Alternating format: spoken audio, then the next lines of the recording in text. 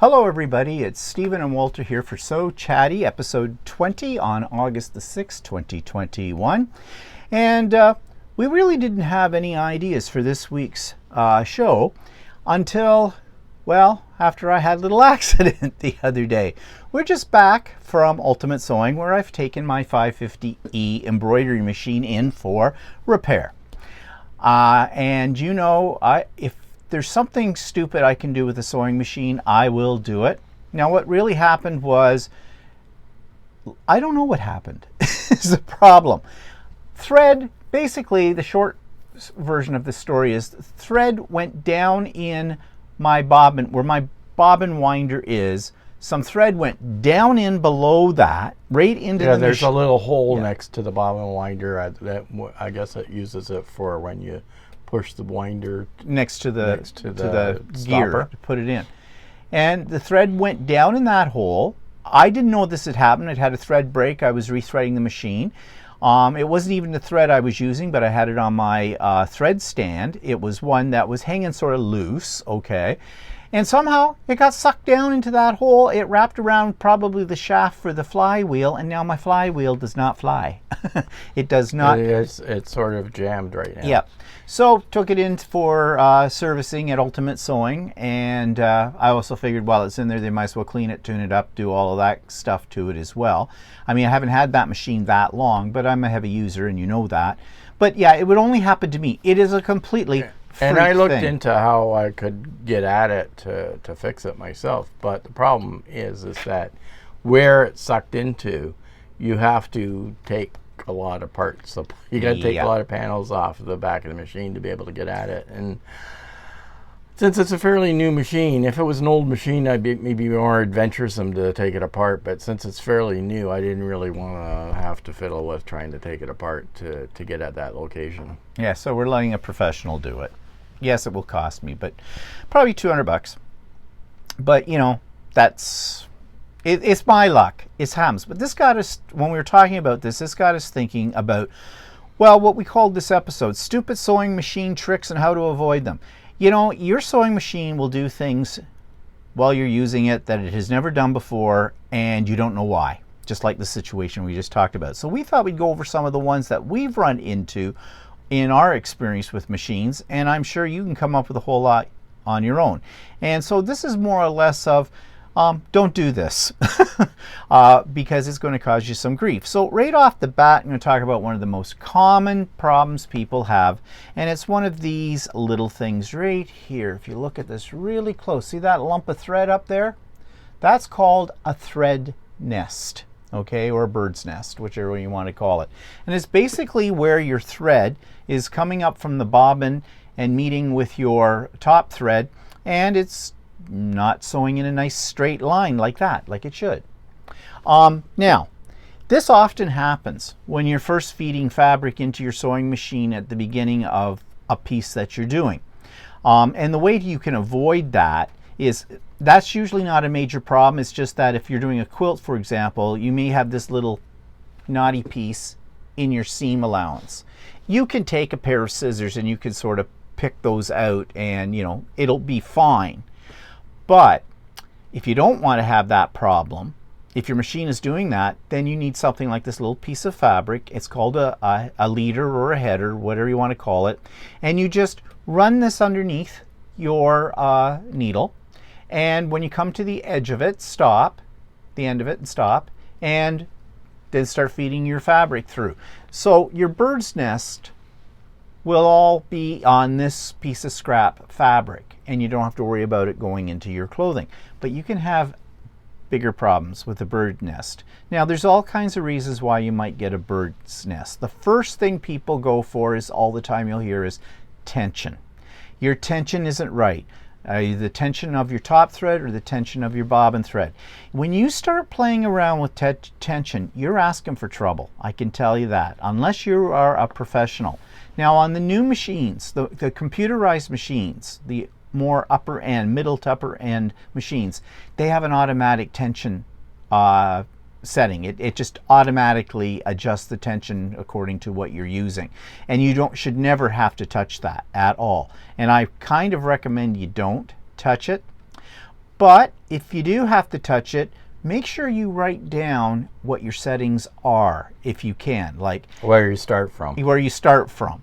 And don't play with your top one. Well, if you can see your bottom thread coming up through here, that means that the tension is too great on your top thread. If you see your top thread through the bottom layer, that means your bobbin thread is too tight. So you got to play around with those settings. Consult your manual about thread tensions because they're different on different types of machines. I never touch the tension on my machine. Never. Ever. I don't think I've ever touched it either. And both of our machines are computerized machines. We don't really need to do that. And that goes with embroidery machines too, like my 550E. I have the option to adjust the tension, but I never touch it. Usually you would only adjust the tension if you're using a very specialized thread or you're using a very specialized fabric, like say something very sheer like an organza or something like that, or even silk or something like that. You might have to adjust.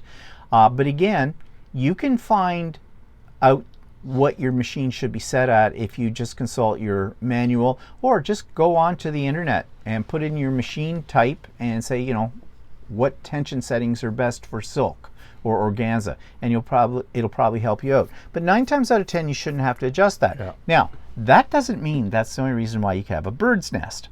There are other reasons, and this ties in now to one of the most common problems people have: threading. Don't skip any of the steps when you thread your machine. I have, and you would think, like for example, on my Janome, there is a little hook on the top, right as you first feed your thread in to thread it, you just put it under that little hook. That little hook looks like it doesn't do anything because it doesn't have anything to do. There's no spring in it. That it doesn't adjust. It's just there. And so it's very easy when you're threading your machine, and if you're doing it fast, you can miss that. Don't miss that. No, all of the parts that you're supposed to have your thread wrapped around and through are all important. They're all set up to work in conjunction with one another. That will give you a bird's nest if that's not right. The other thing that'll give you a bird's nest is look up underneath your needle, where your needle is stuck up there. If there's fuzz, if there's lint, fuzz from your fabric or from your needle up there, and although it just looks like a little wispy piece, that can screw up your tension because that can get pulled back up to where your, what do they call that? A release lever or? Mm-hmm. No, it's not a release. The uptake lever. The uptake lever is. And you wouldn't think a little tiny bit of fuzz would do that. It can do it. The uptake lever is the one that looks like a hook and it bounces up and down. So when you're threading your machine, always thread it from the very beginning. Don't take a shortcut. For example, your thread breaks, but you look at it and you go, well, the only thing it's come out of is my needle. So I don't need to, I'll just thread it in the needle and that's it. Don't do that. Because you may not be able to see it, but it may have jumped off your uptake lever. And if that does, if it bounces out of the uptake lever, which is the little hook type thing that bounces up and down that's above your needle, it will really screw up your tension. Yeah. You'll really have, if your machine stitches funny, it can be just from that not being threaded properly. And it won't be just a bird's nest that you can have a problem with that. You can have a whole host of problems with that. Ask me how I know. Because it can get wrapped around your bobbin case and be yanking on the bobbin case. It can break your needle. It can do all kinds of things. So most of the problems you're going to have with your sewing machine will have to do with the threading. With threading. Like, I mean, if you're sewing funny, or not like the way it's supposed to be, first thing I would do is take the bobbin out and then re-thread the bobbin. And the second thing I would do always when that is re-thread the entire machine again from start to finish, because the threading part alone could cause stitching irregularities when you're doing stuff. And the other thing is that if you actually do adjust the tension or something like that, if you think that's what the problem is or something, I would take a piece of the same fabric that you're using right now, and a sample piece, and use it to practice on, because then you're not constantly restitching and unstitching a part of your project that you're doing. Yeah, because you're wrecking your fabric the more times you go through. You're punching holes in it, right?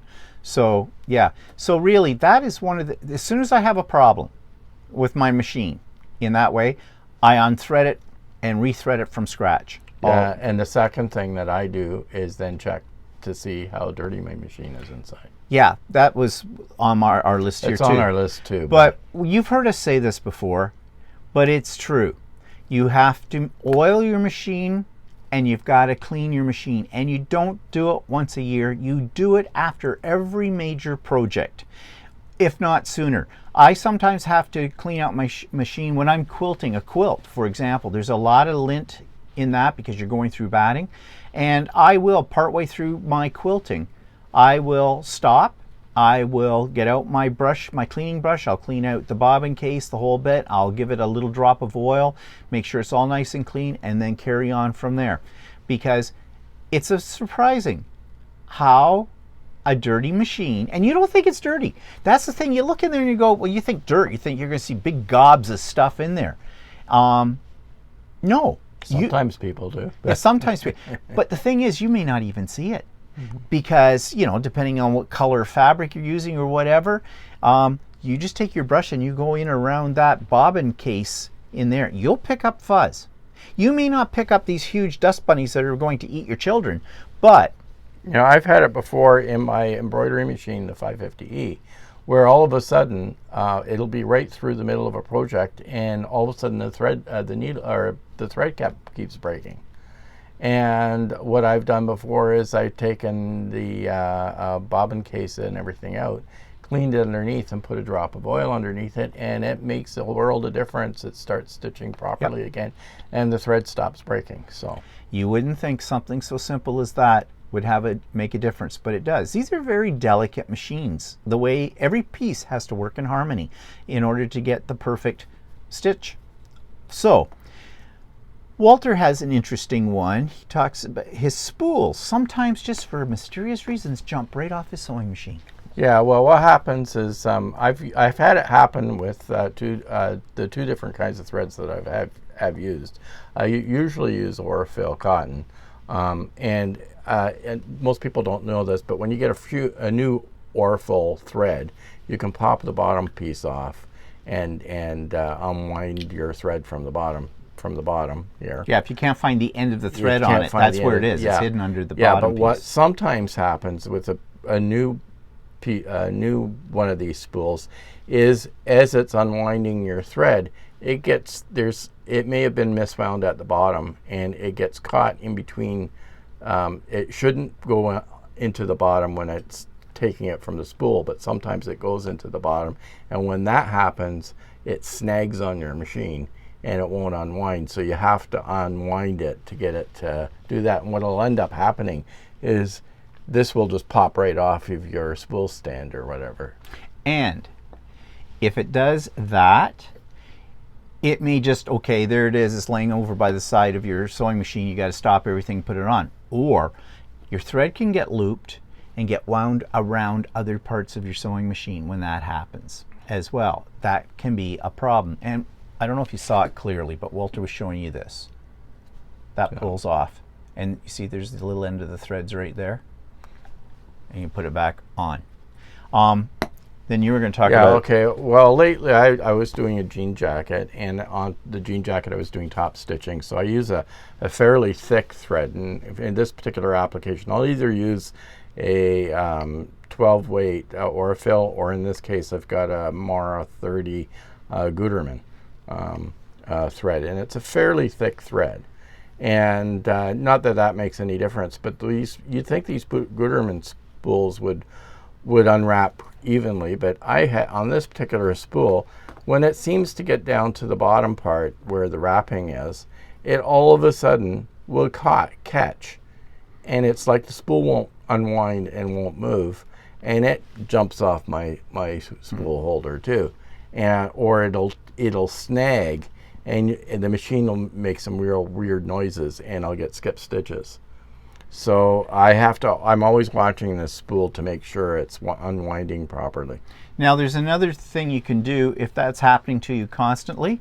Put your spool of thread, if you have it on your sewing machine, your horizontal instead of your vertical. And because there are two different ways they wind thread onto spools, and I'm not sure what they're called. I think one way is just sort of in a spiral back and forth, and another way is a cross wind or something they call it. And there is a rule of thumb depending on how your spool of thread is wound, and you could probably look it up on the internet, because I'm not explaining it very well because I'm not really sure how to explain it. But certain ways that thread is wound onto a spool will be better if they're put horizontally. But then you have those little things you have to stick in the end. They're little clamps, little plastic clamps. They fit over the end, and make sure you're using the right size of those. There's small ones and larger ones, little discs. They came with your sewing machine. Make sure you have the right one in here so that the thread doesn't get caught. In my particular case, the machine I'm using has a vertical thread stand. I don't have a horizontal. You don't have a horizontal. No, I have both on mine. So if you have a horizontal, you can try that if it's constantly jumping off your thread stand or whatever. Well, it doesn't do it constantly, but it does it enough times that it has annoyed me. So yeah, I've had it happen before. I've had it happen on my regular sewing machine. I've had it happen on my embroidery machine as well. For some reason, it just got caught. So, okay, so what else were we going to talk about? Let's talk some more about thread. Don't use cheap thread. Don't go to the dollar store and buy their cheap thread. In fact, we were in the store one day, about a couple of months ago, and the owner of the store was basically telling the person that had brought in her sewing machine for repair. And I guess the thread had gotten all wound up inside the sewing machine, and she had bought dollar store thread.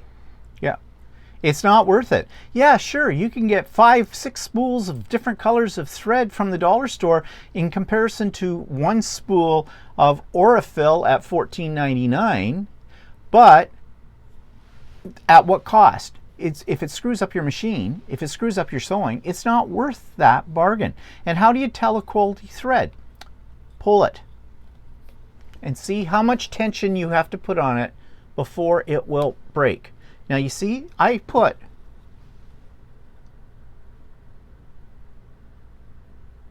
a fair amount. If that was the cheap stuff from the dollar store, it would just go like I wouldn't feel any tension whatsoever with that. So it's not worth it. It's just not worth it. When I first started sewing, I had a brother machine. I had some cheap thread, and it's so bad. It's just so bad. It's not even just... I mean, if you're spending the money for some decent material and you're wanting to make a project that'll last, then don't buy cheap thread. No. It's not worth it. It's not worth it. Not only that, for the amount, okay, like we're saying the Aurifil here, we've got about $14. But you got to remember there's 3,000 meters on one of these things. So yeah, so you're getting a lot. There's a lot of thread on one of these. And you can buy smaller spools. So. And I'm just looking down my list here, and I'm checking off some of the things we've already talked about, so we don't talk about those again. And I said about the leader, which one? This one? Oh, yeah, cheap thread. Don't buy cheap thread. So another problem people have is improperly wound bobbins. Most sewing machines have a bobbin winder on them, and people think all you do is, well, you just put the thread on it and let it go and it does its thing.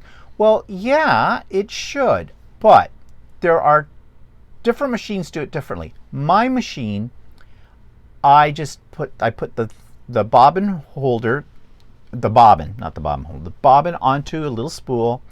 I take my thread and I wrap it around manually about 4 to 5 turns in a clockwise direction, and then let it do its thing.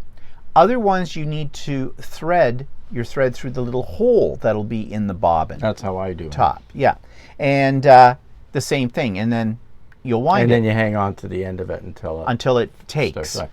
But but also in winding a bobbin, there is a special guide that you have to put thread through for the bobbin winding, so that it evenly threads your bobbin on it. And most machines have a little round thing at the top that you thread that's specifically for bobbin winding. Yep. That you thread your thread through, so that it will do that up and down motion when it winds your bobbin properly. Yeah, so usually your sewing machine will show you right on the sewing machine, at least Jannomi's do, the path for threading for your bobbin winding, and it is slightly different than for your needle threading.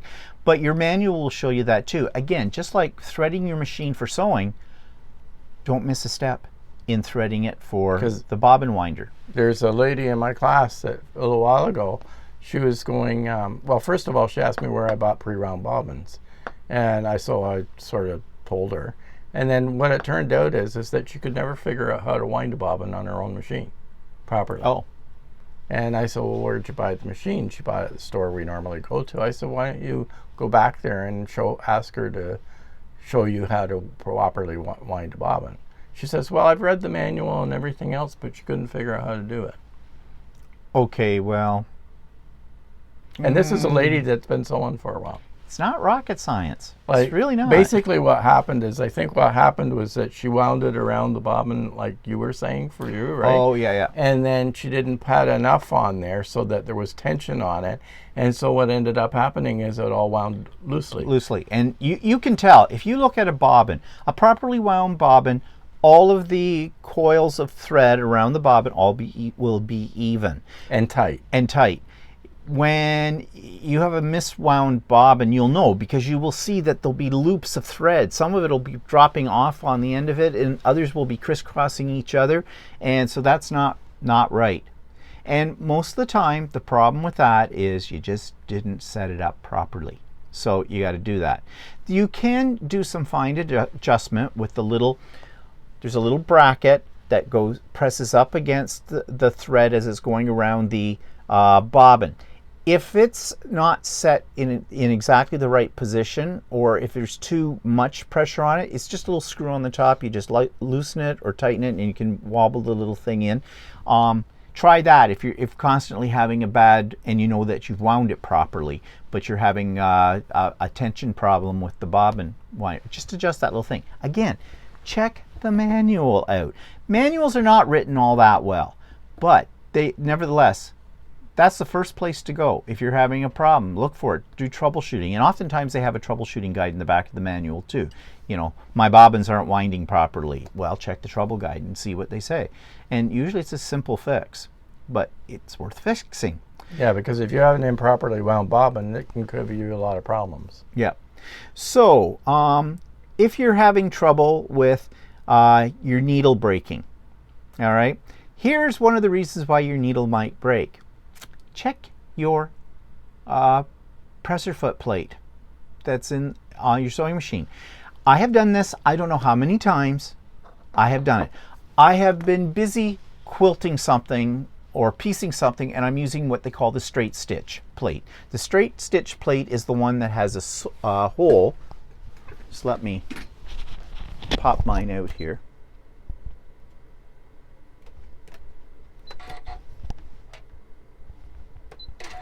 Okay, here we go.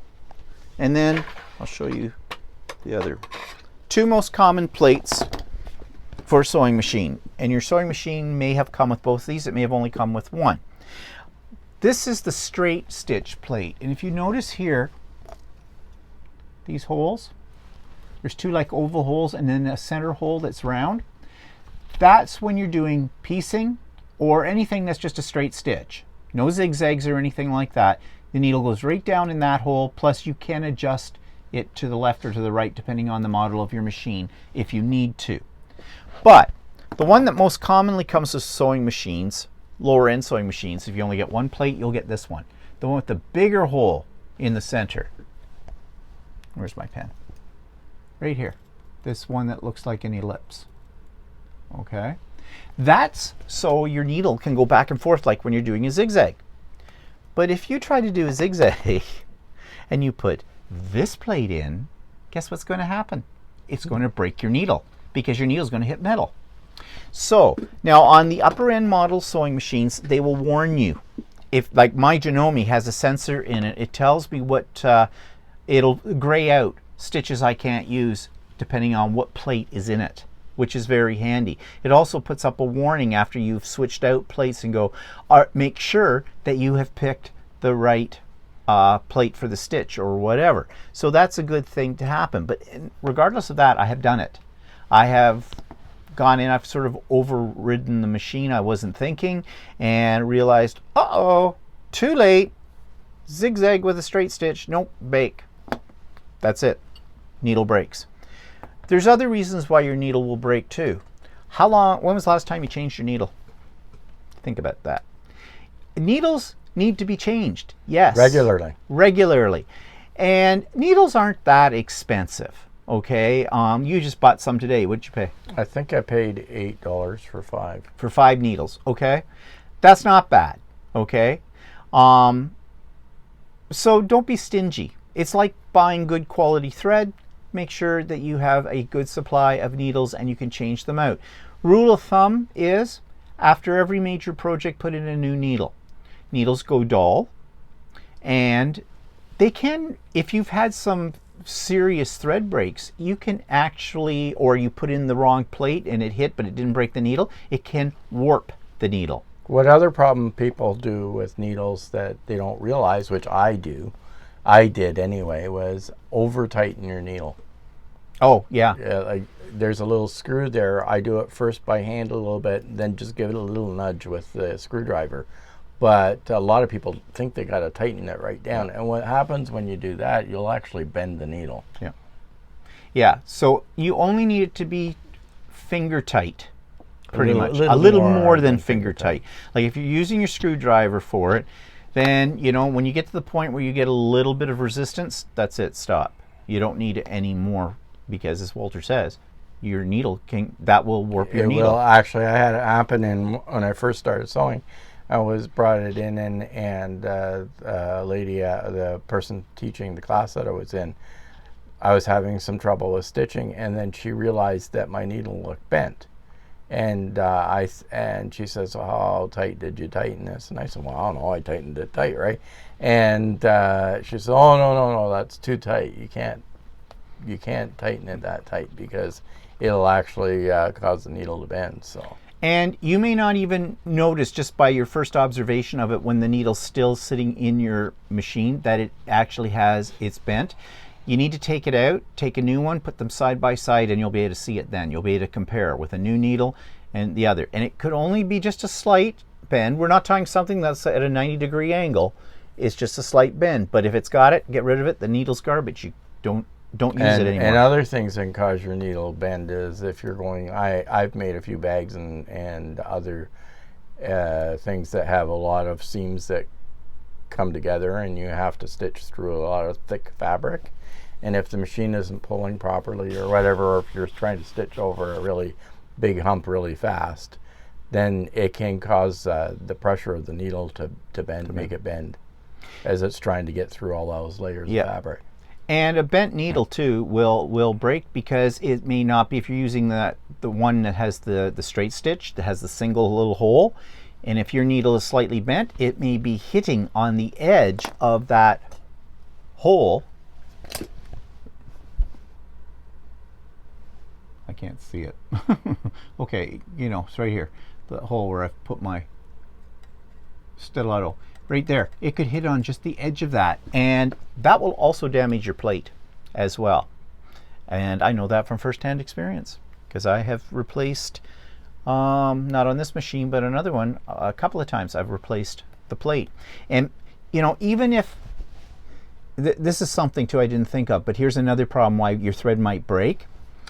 if these holes are not perfectly smooth, if you've had a needle break, you've jammed it into this plate and it's made a little mark on it, your thread, as it's going down through that hole, can get caught on the edge of it, and that will shred your thread and it will break it. And even though you would think it's only a little teeny itsy bitsy hardly visible nick, it can do that. So if you've done that, you need to replace the plate.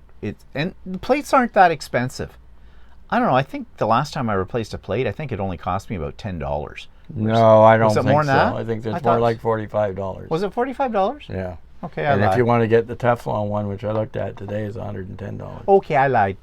I don't know what I'd replace them for $10. Okay, but yeah, you may need to do that. Okay, so there was something else on here.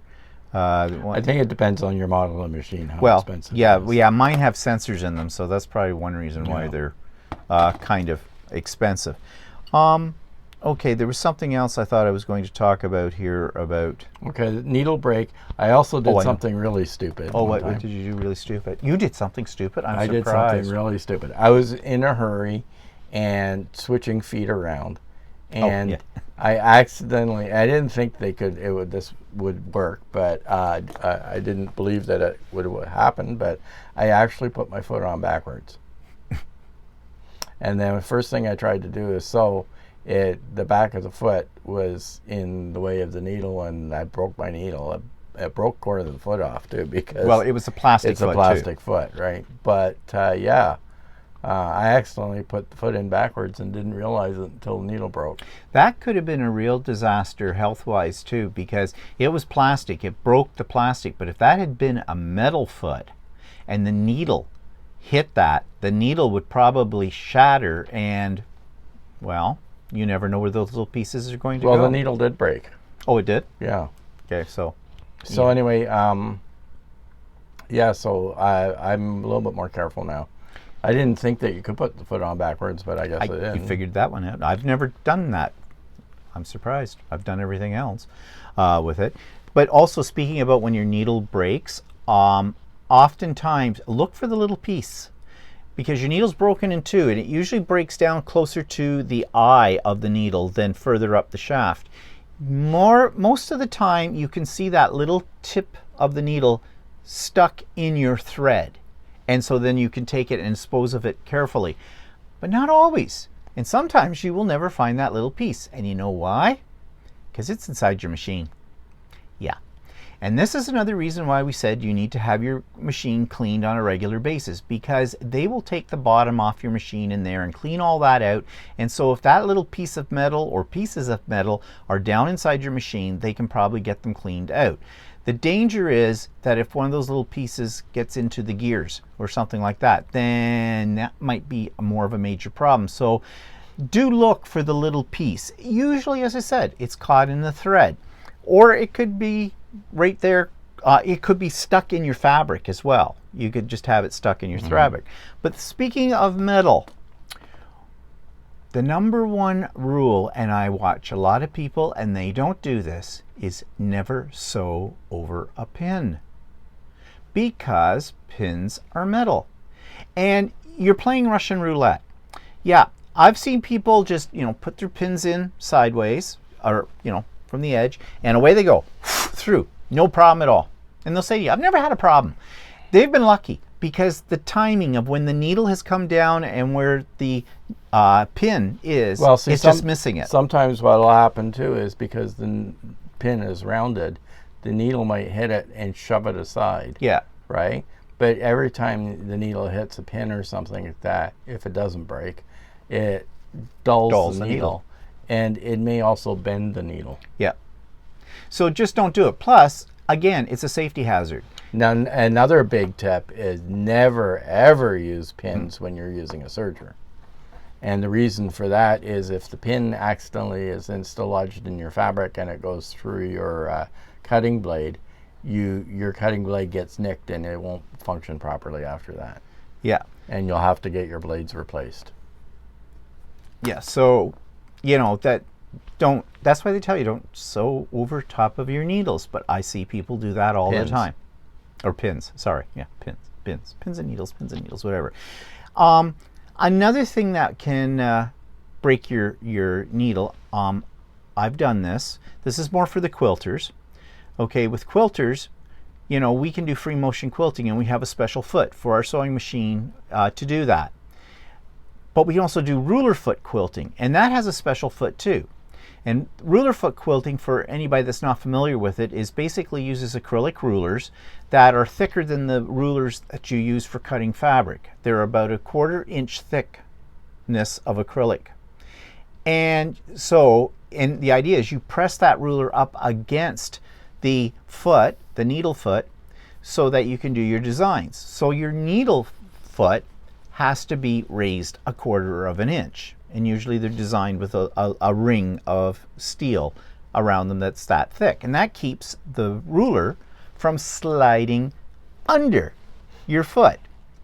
But sometimes if you're doing a mixture of things, you're madly doing free motion quilting with the free motion foot, and then you decide to switch over to ruler, and I've done this, and I forget I didn't switch my foot out. And the other foot, the free motion quilting foot, is much thinner. And so what happens is I either push the whole foot with the ruler out of the way, or it tilts and the edge of my ruler gets caught under that, and then my needle comes down and hits the ruler. And not only does it break your needle, it'll also damage your ruler as well. It'll put a nick in it, and you don't want a nick in it. So you got to be careful with that. If you're doing a lot of foot switching, make sure you've got the right equipment to use with that particular foot. Now, one of the things that's can be a real scary problem, and I don't really know why it does this, but it will do it at some point. Suddenly your machine will make a horrible noise, and it should stop, and you look into your bobbin case, and you have this big loop of thread multiple times all around your bobbin, the bobbin and the bobbin case as well, to the point where it can actually physically pull your bobbin case up out of your machine and unseat it. And I had a lot of problems with that with the 15,000. And that, if you don't know what I'm talking about, go back to some of my earlier Idiot Quilter ones where I talked all about the problems with my 15,000. But I have done it with my, now I've had this happen more with my embroidery machine than with my regular sewing machine. And that's because the embroidery machine is sewing at a very high pace, and it's making a lot of little stitches and things. So, but usually it's more a grief problem for you, because you got to pull your bobbin case out and unwind everything. But it could damage it as well. Why it does that on the occasion that it does, I do not know. I have no idea. Something happened. It could be a tension thing. It could be, in the case of an embroidery machine, it could be just the design of the particular pattern because of the way they are designed that made it do that. You could have got a bird's nest. Oftentimes that will happen. And again, that goes back to what we said about threading your machine and all that kind of stuff. But that is something. And if that ever it could be a nick on your bobbin case too. That yes, it could be. If you have a needle break or something like that, and the needle has gone through your plates in the wrong position, it could actually put a hole into your bobbin case, or put marks on it, like score marks. Score marks on it. So you either have to get a new bobbin case, or you can file out or sand out if it's minor, the minor imperfection in the bobbin case, because what happens is that the thread inside the bobbin gets snagged on the little burr that's on the bobbin case, and it may not sew properly. Yep. Ask me how I know that one too. So another thing, just looking here. Okay, Walter wanted to talk about practice. Okay, no, I'm going to talk first about okay. About different size threads in your needle threader. Oh, yes. Right? Most of the time, most needle threaders, at least on the Genomes that we have in that, are usually geared for just threading standard size thread. And just hold that thought, because I got out my manual. And even though this is for a Janome M7, this is the same for all built-in needle threaders on all Janome machines. It says, note, the needle threader can be used with a number 11 to number 16 needle. Thread size 50 to 90 is recommended. Do not use thread size 30 or thicker. The needle threader cannot be used with the twin needles. So there is a limited spread of sizes of needles and threads that the needle threader can handle. And if you're not using one that falls within that range, your needle threader will jam up and it'll bend. So if I've got here, it's hard to see, like, I mean, their sizes for thread sizes are different depending on what kind of thread you've got. This is an Aurifil 50 weight thread that I've got here, which is a standard size thread. It's pretty good. But then I've also got a top stitch thread that I use, and it's what they call a Gutermann Mara 30. Second, maybe it'll show up better if I put some paper behind it. There. See the difference in sizes of thread? The bottom one's much thicker than the top one. The top one's a standard thread, and that's what you use for that. You can use fine in threader. But with the bottom thread, I have actually tried to use it in the threader, but what ends up happening is that it snags and separates the strands of thread, and it just jams up my threader. So I just don't bother using a threader on that. And if anything, I could have broken my threader using that, right? Yep. So I basically thread the needle by hand when I use this kind of thread. 9 times out of 10, the reason why your automatic needle threader on your sewing machine is not working is because you used the wrong size thread or the wrong size needle in it. So that is something that's important to note. Look in your manual for that. You can fix your needle threader yourself. Somebody made a comment about that or asked me about that the other day, and I directed them to a video that helped me, but it's very fiddly, it's very tedious. I have fixed my own. Which I surprised myself at, that I was able to do it. I can't explain how to do it. So you're going to have to take it to your dealer, probably, in most cases, for that and have that fixed. So if you're very conscious of using the right size thread and the right size needle, and when in doubt, just use another thread, like thread it by hand. Or, it probably doesn't have any problems if you're using a very thin thread, or you're using a 50 weight or a 40 weight thread. But as soon as you start getting to a 30 weight thread or less, I have some Aurifil 12 weight thread, which I can't use in the needle threader either. So metallic threads. Yeah. Do not use your automatic threader for metallic threads. You'll have a major problem on your hands if you do. So what else are we going to talk about? Oh, I was going to talk about this little thing. I was going to talk about this when we talked about pins. This is a stiletto. You use it because you've got a very small piece. It's also called a sewer's awl. Yeah, okay, well, sewer's awl or a stiletto, whatever. You can't wear it as shoes, though, but yeah, a stiletto. Anyways, it's a very handy little tool because you have this point on the end of it. And if you need to, you're sewing a couple of pieces of fabric together and you want, like, you need to hold them down to get them in under your needle, this will help do that.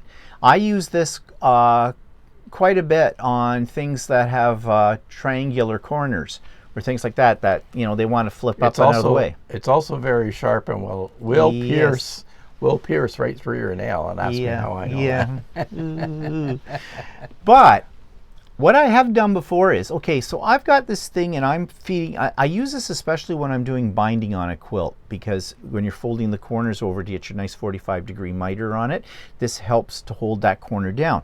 And I'm holding it right, if this is my needle here, I'm holding it right up until the last minute to make sure that my needle is going down so I don't lose that very tight little corner. And I have at times not moved it out fast enough, and the needle just came down, hit it, broke the needle. So you got to be careful with that. But the reason you use one of these is because you don't want to be using your fingers. Because if you're sitting there with your finger or your fingernail and you're trying to do the same thing that you do with the stiletto, no, ooh.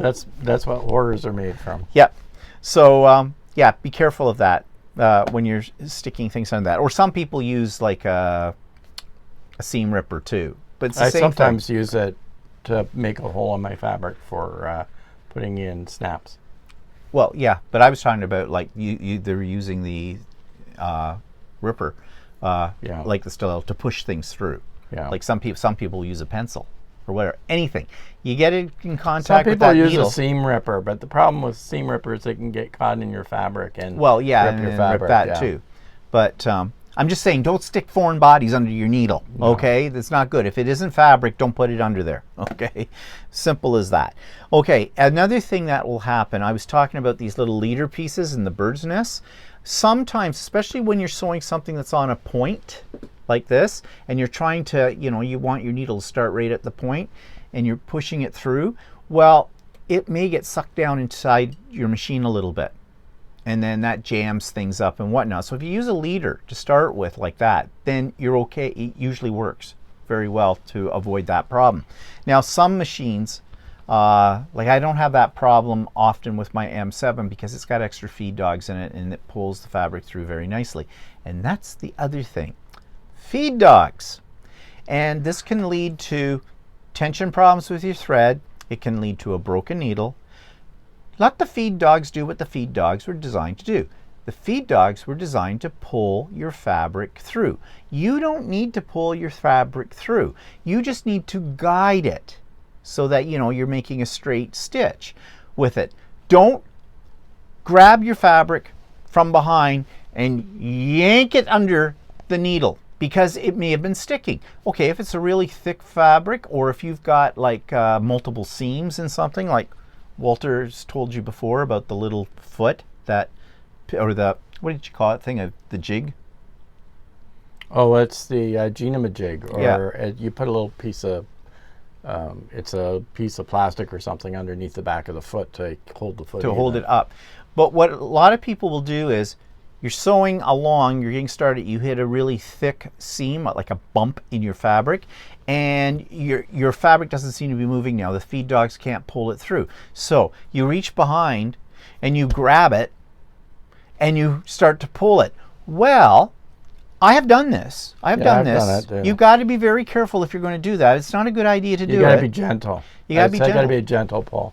Because if suddenly you're pulling, and even when you're being careful, but the tension then lets go, like that, it's gotten over the hump, and then you go woo, like that, say bye-bye to your needle, say bye-bye to what you've been sewing too, because it probably will rip it, and you'll probably have a big mess of thread as well. So let the feed dogs do what the feed dogs were designed for, to feed the fabric through. Be patient with them. Treat your dogs nicely. Now you're going to talk about buttonhole. Okay, buttonholes, but actually, just general sewing. Okay, I mean, you'd think this would be common sense to most people when they're doing sewing, but some people that I know don't seem to think it through or whatever. But anyway, when I select a new material, like a new material for shirt or something like that, I'll look at different thread colors to use, and I don't know which color to use. So I'll have a scrap piece of fabric, and I'll test different thread colors on them to see which one I like the best for that fabric, and that's just on a scrap piece of paper, scrap piece of fabric, right? But in addition, when you're doing buttonholes on a shirt, I'm always uptight about doing a buttonhole on a shirt because I'm always afraid that if I don't have my settings exactly right for the buttonhole or anything like that, and I start to sew the buttonhole, and then you get halfway through a buttonhole. I don't know if anybody's ever done a buttonhole, but these are very tight stitches, and they're really difficult to rip back out if it's gone wrong. So I don't want to have to do that with a buttonhole. So what I do is I have a scrap piece of fabric that's the same fabric as what I'm using, and I'll practice my buttonholes on it until I get a buttonhole that I think works for my shirt, right? Like, I mean, I have a standard setting, but then sometimes it may not look the right way on the shirt that I'm sewing, and I want to adjust the buttonhole. So I test it over and over again. I do 2 or 3 buttonholes on a test piece of fabric and just make sure that what I've got set up is what I want for a buttonhole. And then I go ahead and do the buttonholes on my shirt. Now I have there are lots of people that are that I've talked to that they're impatient. They just want to get a buttonhole in there, and then they're sewing away in their buttonhole, and all of a sudden it's not the way they wanted, or it's not right, and they're stuck trying to rip it back out again. So we really need to practice on scrap pieces of fabric for not just buttonholes, specialty stitches, anything that you're doing that's a little different, or even just regular stitching, just to make sure that your machine is stitching properly. Yeah, I was going to say that. Like, this is where these little leaders, these are just scrap pieces of fabric. After I have cleaned my machine and I've threaded it in the whole bit, I will run one of these little things through underneath just to make sure everything is working fine. Because if I wreck this, I get a big bird nest on the back of this. This is garbage. I'm just throwing it away. But if it's on a piece of expensive fabric that I've spent time cutting and getting all lined up for what I want to do, well, yeah. Or if suddenly your machine has misstitched or isn't stitching properly, and you rethread everything back up again, and you want to check to make sure it's still sewing okay, I do it on a piece of scrap fabric first before I put my my sewing project underneath it to stitch it, just to make sure my stitching's proper. Yeah. And the, we've talked about this in a previous episode when we talked about threads and needles, but do make sure you're using the right size thread for the right size needle. You know, don't be trying to put a metallic thread through, you know, a small needle hole in there. And at the same time, you don't want to put a smaller, lighter thread through a really large hole, because they have to be balanced. So make sure you know like this which thicker ones. thread uses a bigger needle. I think I use a 100/16 needle for this thread, whereas my regular Orfill thread I can use either an 80/12 or a 90/14 for it. Or an 80/11. I think I use an 80/11 for Orfill for 50 I thought weight. it's a 75/11. So it's 80/12. Well, maybe it's okay. We're not going down that rabbit hole again. We did that once before, if you know from a previous episode. Yeah. But in a pinch, if your needle's too big, you can put smaller needles, a smaller thread through a bigger needle. It probably will sew okay. But you cannot do the other way around. You cannot have thick thread going through a smaller needle. No, don't be trying to push a piece of straw through a, you know, was it trying to thread a needle with a camel or put a camel through it? There's an expression. I don't know what it is. One other thing too, when Walter mentioned decorative stitches and things like that, trying them out. When I got my first sewing machine, I had all these decorative stitches. I was all excited. I thought I'd try them all out. So I just took a piece of fabric to try them. I was testing them to see what they would look like. But I noticed that they were puckering. My fabric was all puckering up. And I was breaking threads, and I was getting huge bird's nests on the back of it. And I thought there was something wrong with the machine, or I was doing something wrong, and I was doing something wrong. You need stabilizer. You need something underneath your fabric to catch the stitches, because a decorative stitch goes back and forth over top of itself depending on the pattern, and it needs something substantial to hang on to. You can't just put one thin piece of fabric underneath it and expect it to stitch properly. You need either several layers of fabric, or like Steve says, a stabilizer or interfacing or something like that underneath that. Something that makes your fabric just a little bit thicker. Now, that's a whole topic on itself about stabilizers, because there's all kinds of different stabilizers, and we're not going to cover that today, if ever, because it can be very, very confusing. But anybody who has an embroidery machine knows exactly what I'm talking about, because essentially you can use embroidery machine stabilizers with decorative stitches. It just depends on what the use is. If it's going in a shirt or piece of clothing, there's certain stabilizers that work with that. If it's going into something that no one's going to see the back of it, that's another kind. But you need stabilizer with it, because your machine is going to jam. It's going to pull your fabric down into the inside of your machine through the little holes. It's going to break your thread. It could break a needle. It could cause all kinds of problems with wrapping around the bobbin or the bobbin case. All of those can compound with that. So yes, decorative stitches are nice to have. Make sure you're using them properly. Again, your manual will be a great help with that. Okay, I think we covered quite a few things here, and we've done them all. Yeah. We're not talking about this from inexperience and saying, oh yeah, well, we've heard this happen. No, no, no, no, no. All of these things have happened to us one time or another, and it was basically we were stupid. Okay. And the other thing is you got to experiment with some things too, like Yep. like I said about practicing on a piece of cloth or something, the fabric that you're using for your project, a spare piece, do sample sewing in that, because I've heard of so many people wanting to do decorative stitching, like top stitching on their project, and all of a sudden they say, oh, it's not top stitching properly. Well, if you had tested on a piece of fabric first, then you wouldn't have that problem. So, and sometimes these threads are finicky depending on what kind of needles that you're using in that. Some will stitch better with a certain type of needle than another type of needle type of thing. So. I mean, the bottom line is this is a machine, it's stupid. It doesn't think for itself, although with the new computerized parts in it, you think that they are very intelligent, but they're not. They're only as smart as the person who's using it. So be smart about the way you use it. You know, if you're in doubt, check for tutorials or for information from your manual first. And as Walter says, experiment on something that doesn't mean anything to you at all. And get to know your machine and how it sews. So yeah, so hope these things will help you at least prevent some of the many problems that we have gone through. Or at least be able to troubleshoot things Yeah. that when something does go wrong, troubleshoot them in a smart manner. Yeah, so that you can, because 9 times out of 10, the problem you're having, you can probably solve the problem yourself. You don't necessarily have to run it off to your dealer. I mean, sometimes you do. But like with my 550E, that one, yeah.